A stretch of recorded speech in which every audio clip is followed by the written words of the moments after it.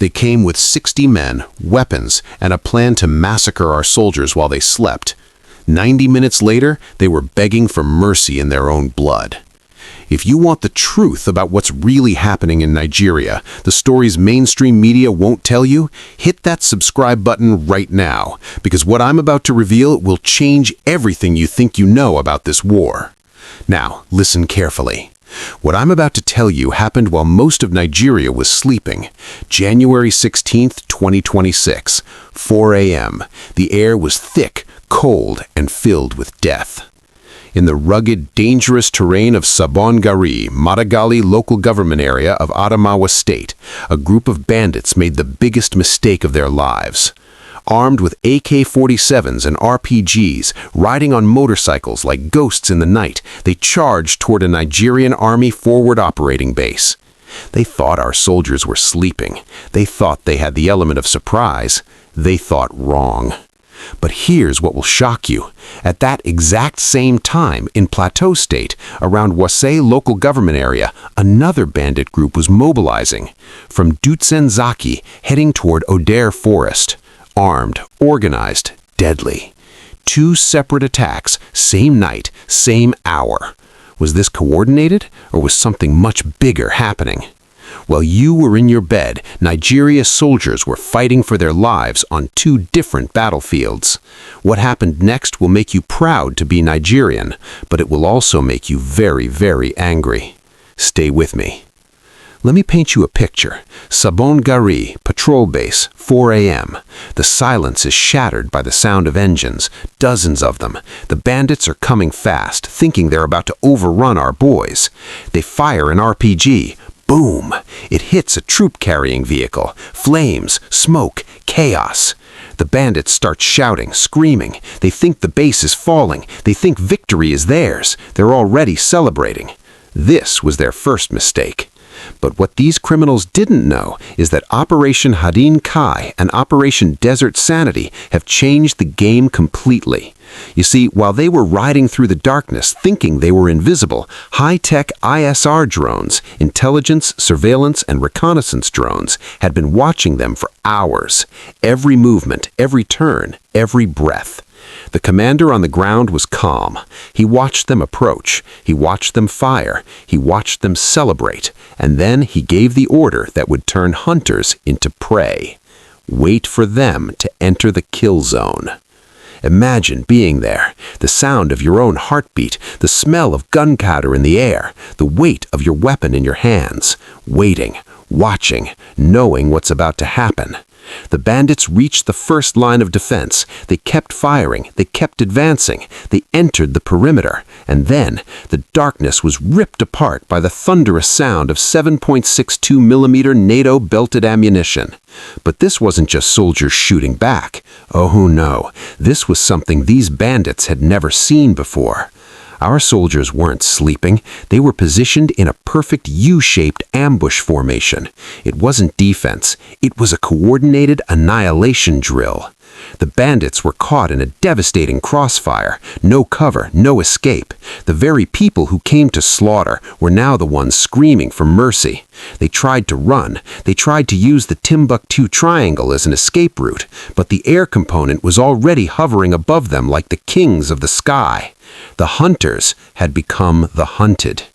But in Plateau State, at that exact moment, something different was unfolding, and what our soldiers found there would change everything we thought we knew about this war. In Wase local government area, Plateau State, the bandits mobilizing from Dutsenzaki never made it to Odere Forest.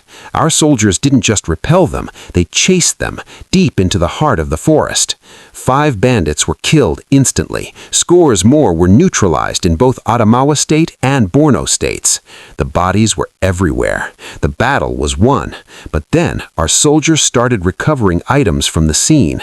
Baofeng radios, the kind these criminals used to coordinate their evil attacks. AK-47 magazines, dozens of them. And then eye-swap flags. The flags told them who they were fighting, but what they found next told them something far more dangerous. As the military scanned the bodies and began interrogating the captured suspects in Banki town, they arrested 3 men. Their names, Gajibo Kayama, Tahiru Modu, Bulama Modu. Normal names, local names, Nigerian names. And then these men opened their mouths and said something that sent shockwaves through the entire operation. They claimed to be repentant insurgents from 5 years ago. 5 years. These men had gone through the government's Amnesty and Repentance program. They had been forgiven. They had been reintegrated into society. They were living among us as civilians. By day, they were neighbors, community members. They ate our food. They smiled at our children. They attended our markets. By night, they were recruiters, secretly bringing in 17-year-old boys, training them, arming them, sending them to attack the very soldiers who had spared their lives. Do you understand what this means? It means the enemy is not just in the forest. The enemy is in our communities, sitting in our villages, walking in our streets, hiding behind the word repentant. So I want you to ask yourself right now, how many more of these so-called repentant bandits are hiding among us? How many are in your community, waiting for the signal to strike? And here's the big question I need you to answer in the comments. Should the government continue this amnesty and repentance program, or is it time we stop forgiving people who keep turning their guns back on us? This isn't just a military victory, my people. This exposes a system that might be completely broken.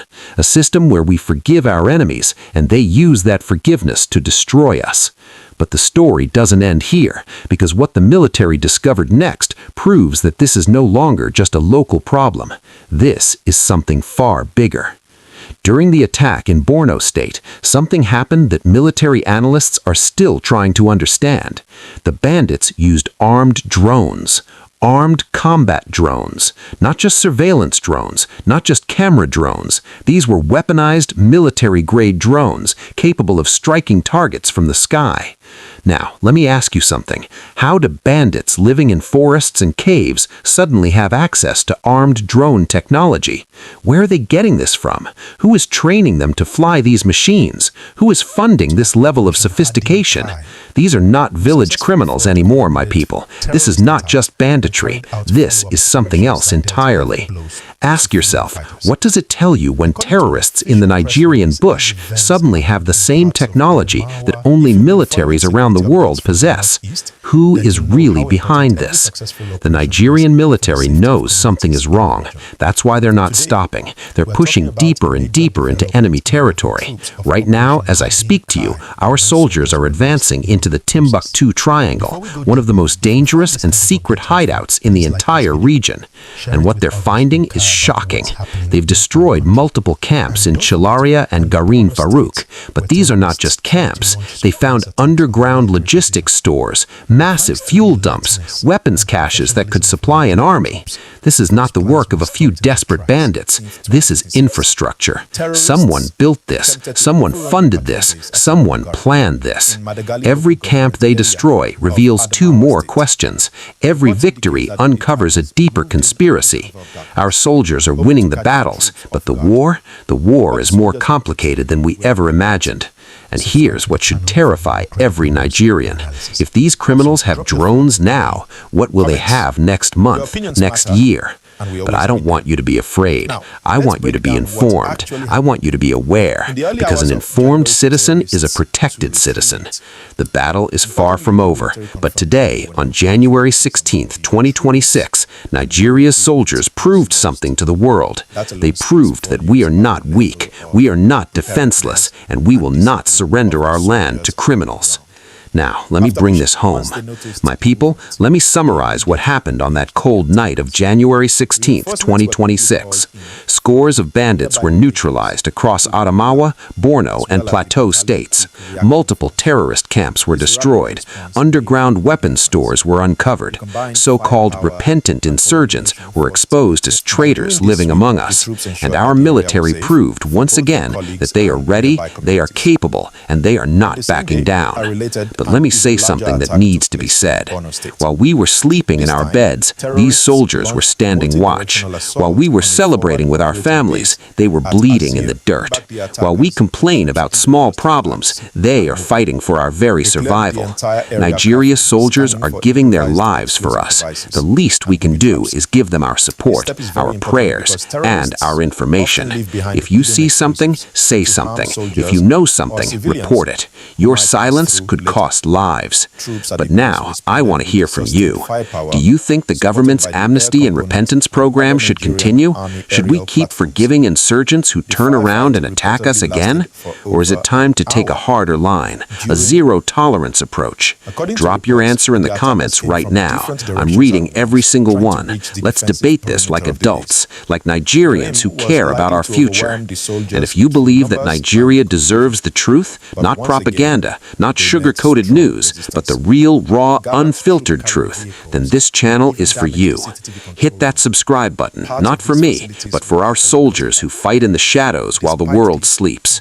Help us celebrate them. Help us expose what mainstream media won't show you.